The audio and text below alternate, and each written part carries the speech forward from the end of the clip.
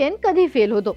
तेव्हा नाही जेव्हा तो हारतो, तर तेव्हा जेव्हा तो कम्पीट पण करू शकत नाही. इंडियाची star weight lifter Mirabai Chanu, जिच्या करिअरमध्ये Olympic medal, world championship gold आणि कॉमनवेल्थ डॉमिनन्स अशा अनेक टायटल्स आहेत, ती आता Asian weight lifting championship miss करू शकते. आणि या एका अपडेटमुळे फक्त एक टॉर्नामेंटचा प्रश्न उठत नाही, तर तिच्या फिटनेस, प्रिपरेशन आणि पुढच्या टार्गेटवर पण फोकस शिफ्ट होतो. हे सगळं नेमकं काय आहे आणि या डिसिजनचा तिच्या करिअरवर पुढे कसा इफेक्ट होऊ शकतो, हे जाणून घेण्यासाठी हा व्हिडिओ शेवटपर्यंत नक्की पहा. एशियन वेट लिफ्टिंग चॅम्पियनशिप ही एशियामधील टॉप लिफ्टर्ससाठी एक इम्पॉर्टंट प्लॅटफॉर्म आहे.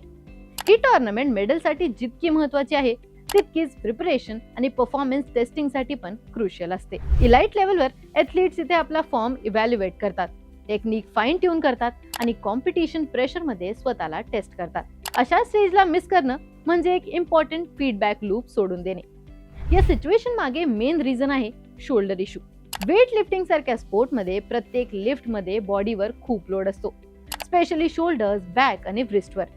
मीराबाईच्या रिसेंट करिअरमध्ये रिपीटेड इंजरी इश्यू दिसतात. Breast problem, back strain, heap issue आणि आता शोल्डर कन्सर्न. तिच्या जर्नीचा विचार केला तर ही सिच्युएशन अजून सिरियस वाटते.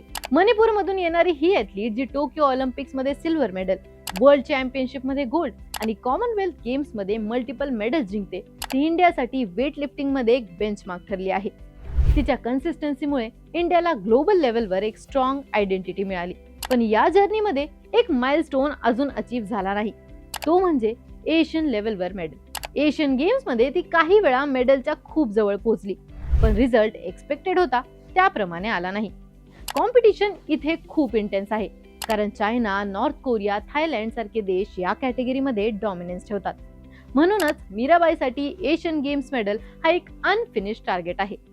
आता एशियन चॅम्पियनशिप मिस करणं हा डिसिजन फक्त निगेटिव्ह नाही, तर स्ट्रॅटेजिक पण असू शकतो. काही वेळा athlete short term tournament sacrifice करतात लॉंग टर्म गोलसाठी. जर प्रायमरी फोकस एशियन गेम्स 2026 असेल, तर बॉडीला प्रॉपर रिकव्हरी मिळणे आणि पीक टायमिंग मॅनेज करणे हा इक्वली इम्पॉर्टंट असतं. पण इथे एक बॅलन्स मेंटेन करावा लागतो. कॉम्पिटिशन मिस केले तर मॅच फिटनेसवर प्रश्न उठू शकतो. रिअल कॉम्पिटिशन प्रेशरला फेस न केल्याने रिदम ब्रेक होऊ शकतो. दुसऱ्या साईडला इंजरी इग्नोर केली तर बिगर सेटबॅक पण होऊ शकतो. हे दोन्ही एक्स्ट्रीम्स अवॉइड करणे हा सगळ्यात मोठा चॅलेंज आहे. मीराबाईच्या केसमध्ये एक पॉझिटिव्ह फॅक्टर पण आहे, ते म्हणजे तिचा एक्सपिरियन्स. तिने ऑलरेडी सेटबॅक्स मधून कमबॅक केला आहे.